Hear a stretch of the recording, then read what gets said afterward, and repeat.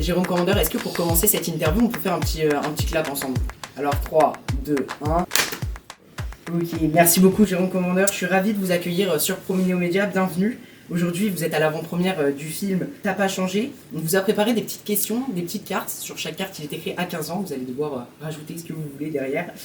C'est parti, vous pouvez piocher la première carte. À 15 ans, j'écoutais... Alors, qu'est-ce que j'écoutais? Il devait y avoir un peu de Bowie, un peu de Prince, un peu de Supertramp. Je me souviens de Supertramp. Et beaucoup de radio. J'étais très fan de radio quand j'étais plus jeune. Et donc, j'avais un gros poste JVC à cassette que j'adorais. Et je crois que déjà, les radios étaient déjà présélectionnées. Pas si vieux. Et j'adorais écouter Energy, Fun, Sky. Ok, super. Parce que ce film T'as pas changé, c'est un peu la version cinématographique en quelque sorte de la chanson de Bruel qui s'appelle La place des grands hommes. Ouais. Et ce single justement, il sort en 1991, l'année de vos 15 ans, parce que vous êtes né en Oui. 1976, c'est ça. Est-ce que Patrick Bruel, c'est un artiste par exemple que vous écoutiez à l'époque? Oui, ça m'est arrivé. Bah, j'allais dire, il était tellement populaire que c'était difficile d'y échapper. Oui, j'ai pris ce titre parce que, en fait, j'adore cette expression. Je trouve que t'as pas changé. Elle peut être dite sur 1000 tons et du coup, elle prend 1000 sens. En général, c'est un peu le lieu commun qu'on donne dans une soirée de retrouvailles. Ah, t'as pas changé. Alors, t'as pas changé. Ça peut dire t'es toujours aussi con. Ça peut être une vacherie, ça peut être un truc très doux, très tendre, qui peut être ou amical ou amoureux, c'est-à-dire vraiment, je vois que t'as vraiment pas changé. Ça peut être un truc qu'on dit parce qu'on veut combler le vide. Voilà, donc j'adore cette expression. Et vous avez changé, vous, depuis vos 15 ans? Je sais pas si j'ai changé, je dirais, j'ai endossé, c'est-à-dire que c'est comme des vêtements, j'ai mis un vêtement, puis un autre, puis un autre. Alors il y en a, c'est des épreuves, d'autres c'est des joies, d'autres c'est des succès, des échecs.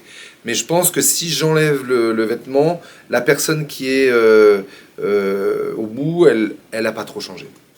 Et est-ce que vous écoutez juste des musiques avant de tourner pour vous mettre en quelque sorte dans une bulle? Je pense notamment que vous faites différentes scènes ou quoi.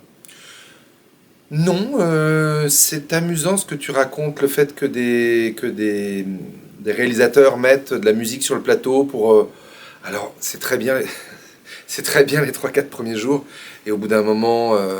d'avoir de la funk pleine balle dans les enceintes, ça fait chier tout le monde. Je vous en prie, vous pouvez piocher la prochaine carte. À 15 ans, je passais mon temps à... avec le film, comme c'est sur 93, donc c'est vraiment les 17-18 ans, le fil rouge, j'ai plus de souvenirs de 17-18 que de 15. 15, c'est un peu... ça commence à devenir un peu brumeux, mais j'étais très affairé. Comme toi, j'ai l'impression, c'est-à-dire que je faisais plein de choses. Je faisais le journal, j'étais dans le journal de mon lycée. Le mardi, il y avait, je sais pas, cours de théâtre au collège, enfin pas au collège, mais dans le club de théâtre de la ville. Après, le jeudi, je préparais un spectacle avec une copine. Le vendredi, il y avait babysitting chez les voisins. Donc j'étais très gourmand de tout. Mais aujourd'hui, j'envoie un peu ce message à toi et à ceux qui nous regardent. Kiffer, voilà. Kiffer parce que ça passe vite et c'est des moments trop chouettes et être au collège ou au lycée et faire la fête, c'est déjà 2 occupations qui sont géniales. Ouais. Quoi. C'était très chargé. Dans ce film, vous jouez une bande de potes, si je puis le dire, avec Laurent Lafitte, François Damiens ou encore Vanessa Paradis, si je ne me trompe pas. Oui. Est-ce que ce sont vos amis dans la vie de tous les jours? Laurent et François, on se voit pas mal, on est effectivement très amis. Vanessa, non, je la connaissais très très peu, et elle a été au-delà de mes espérances en termes de bienveillance, de gentillesse et de professionnalisme. À 15 ans, mon idole était...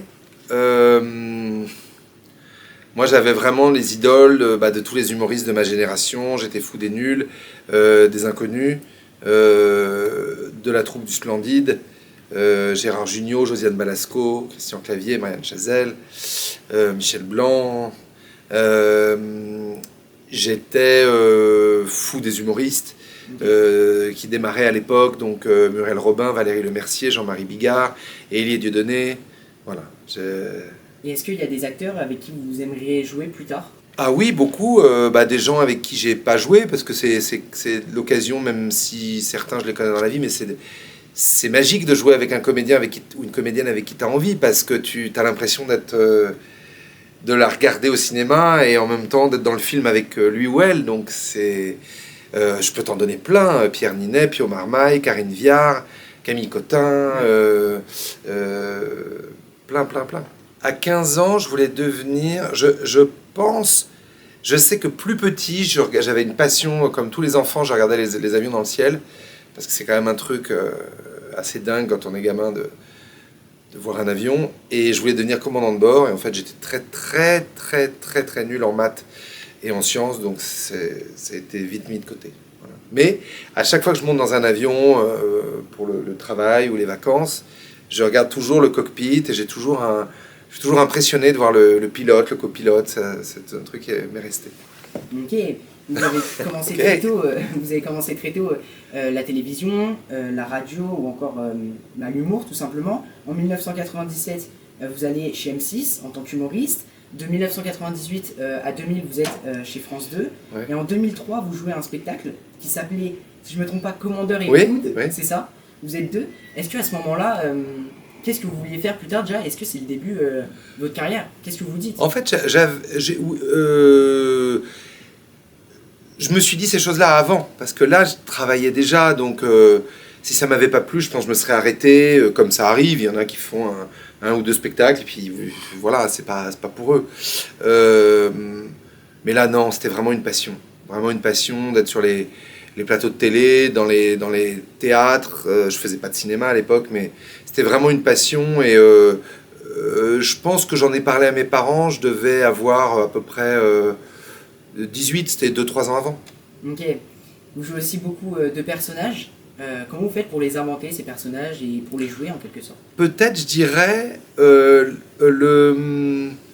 fait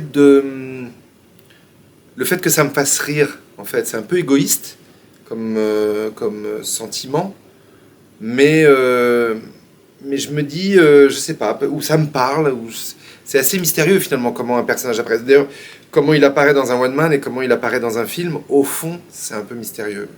Et puis vous faites rire aussi les gens, les auditeurs, notamment les spectateurs. Vous jouez dans plus d'une trentaine de films, si je ne me trompe pas. Vous jouez notamment dans Bienvenue chez les Ch'tis en 2008. Ouais, ça c'est tout petit, c'était mes débuts. Ouais. Oui, il y a Les Tuches aussi, vous jouez des rôles dans Chez ma mère. Retour chez ma mère, ouais. Ouais, Retour chez ma mère, excusez-moi, Astérix. Enfin, Un tour chez ma mère, tu vois, même moi je me trompe. Vous jouez aussi dans les séries comme Le Flambeau. C'est quoi votre plus beau souvenir de tournage? Je dirais là, récemment, après, je dirais là, tourner avec Quentin Dupieux. Dans l'accident de piano, c'était à la fois très... J'étais très heureux qu'il me le propose. Puis c'est quelqu'un qui te sort de ta zone de confort et en même temps avec beaucoup de délicatesse. Voilà, j'ai beaucoup, beaucoup aimé tourner avec lui. Et comment vous avez fait, par exemple, pour avoir Laurent Lafitte, Vanessa Paradis ou François Damiens encore dans votre film, parce que vous êtes réalisateur? Est-ce que vous les appelez, vous faites, vous prenez un café ensemble? Enfin, comment ça se passe? Oui, c'est une bonne question. Comment on fait pour avoir un comédien? Là, en l'occurrence, nous avions écrit, parce que nous sommes deux à avoir écrit le scénario, avec un scénariste qui s'appelle Kevin Knepper. Nous avons écrit ça pendant longtemps. Lui, il restait sur le scénario. Moi, je faisais des petits sauts de puce ailleurs pour aller faire d'autres films ou séries. Et après, donc ça met une petite pression, aussi bien à la personne qui le reçoit qu'à toi qui donne le scénario, parce que tu sais que tu l'as pas écrit sur un coin de table pendant 5 minutes. Là, en l'occurrence, ils étaient à la fois disponibles et heureux de le faire artistiquement. Donc, j'étais content, mais sinon, et je l'avais vraiment écrit pour eux. Sinon, j'aurais été voir d'autres comédiens et je leur ai dit, tu es la première personne à qui je le propose. Ok. À 15 ans, je croyais que 2025 serait. Alors, c'est un truc que tu vivras beaucoup plus tard, mais le chiffre, c'est-à-dire vraiment le chiffre qui augmente d'année en année, il arrive à un moment où on arrive dans un chiffre, on se dit, mais c'est pas humain ce chiffre, quoi. Moi, 2025, ça me... Et de savoir, alors pardon, je vais pas plomber le truc, mais qu'on est à 50 2030, ça me fout des suées.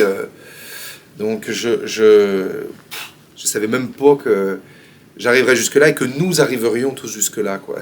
Et est-ce que, moi, il y a une question que j'aime bien poser, est-ce qu'en 2025, vous arrivez à encore faire vos courses tranquilles, entre guillemets, au niveau de la popularité, je veux dire? De temps en temps, t'as un petit pouce levé, un petit selfie, un petit... Enfin, c'est pas petit d'ailleurs, c'est un compliment, un truc... Non, c'est chouette, ça fait du bien.